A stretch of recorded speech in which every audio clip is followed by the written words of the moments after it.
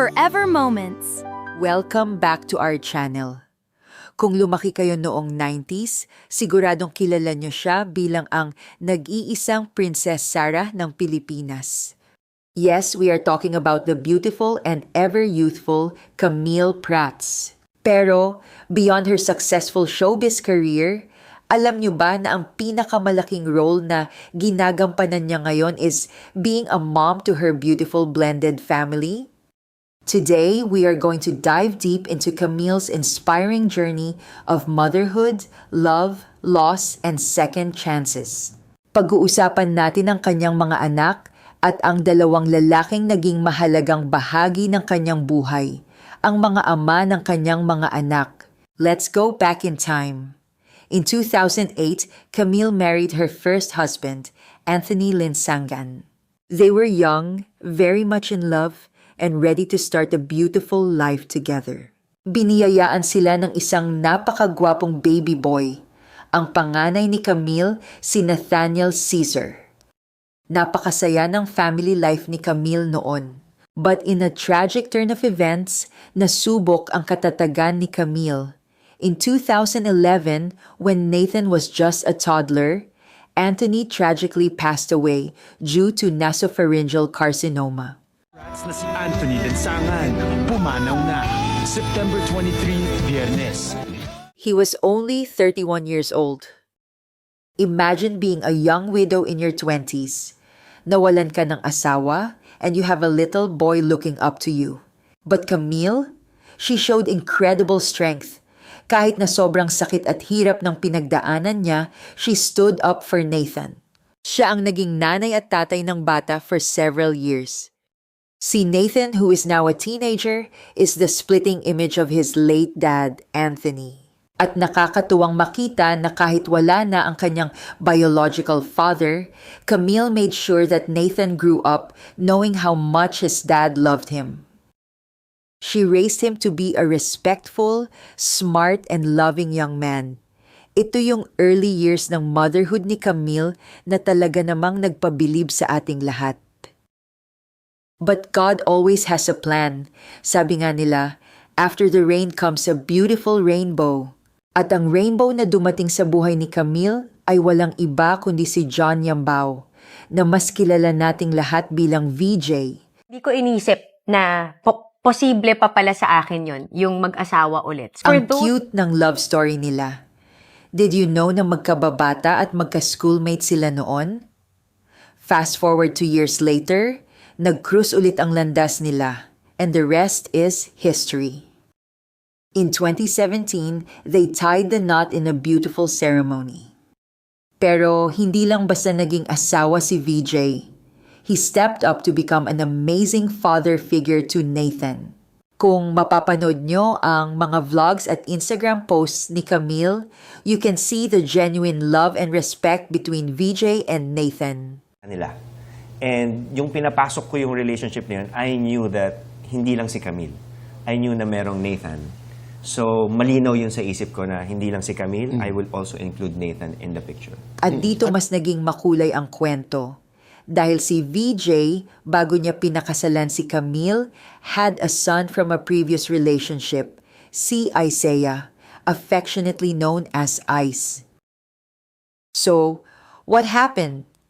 Camille opened her heart not just to a new husband, but to a new son. Oo nga, no? Parang itong mga anak ko, syempre mga anak mo yan, and you can't live without. They are literally your life. Hindi man nanggaling sa iisang sinapupunan, the love Camille and VJ have for Nathan and Ice is completely equal. She embraced Ice as her very own. Ito yung tinatawag nating the beauty of a blended family. Hindi man nanggaling sa iisang sinapupunan, the love Camille and VJ have for Nathan and Ice is completely equal. Sila ang nagpatunay na family isn't always about blood. It's about the people in your life who want you in theirs. Siyempre, hindi kompleto ang kwentong ito without the 2 little cuties who completed the Yambao squad. Sa pagsasama ni na Camille at VJ, biniyayaan sila ng 2 pang anak. In September 2017, ipinanganak ni Camille ang kanilang unika hiya, si Nala Camila. Kuhang-kuha ni Nala ang charm and bubbly personality ng mommy niya. Kung nakikita nyo ang mga TikToks and Reels nila, Nala is definitely a little superstar in the making.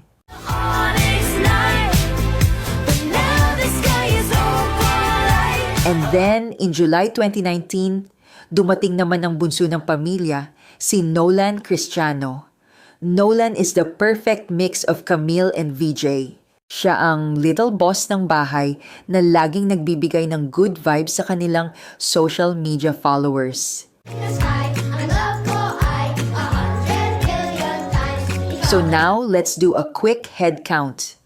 Meron silang 4 na anak in this beautiful blended setup.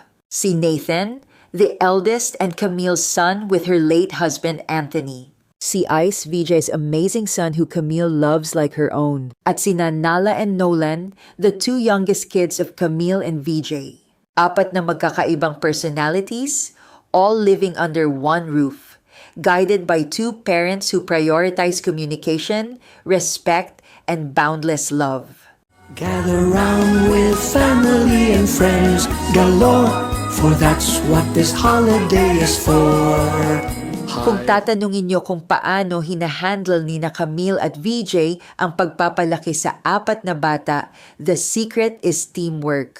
Laging ibinabahagi ni Camille sa kanyang mga interviews na hands-on dad talaga si VJ. At pareho silang advocates ng active and healthy lifestyle. Makikita nyo silang nagwo-workout as a couple and they make sure to involve the kids in physical activities. Less gadgets, more quality time. They also emphasize the importance of open communication, especially sa kanilang mga older boys na sina Nathan at Ice. Because allowing them will build confidence, will build their own character. And It takes a village to raise children, but for Camille and VJ, a solid partnership is the foundation of their happy home. Ang kwento ni Camille Prats at ng kanyang mga anak at asawa is a beautiful reminder na life doesn't always go as planned. It can break your heart, but it can also surprise you with a second chance at happiness. Pinatunayan nila na in a blended family, love is the ultimate glue that holds everything together. Kayo mga ka-fam, what is your favorite thing about Camille's inspiring family story? Sino ang favorite niyong panoorin sa mga kids niya? Let me know down in the comment section below.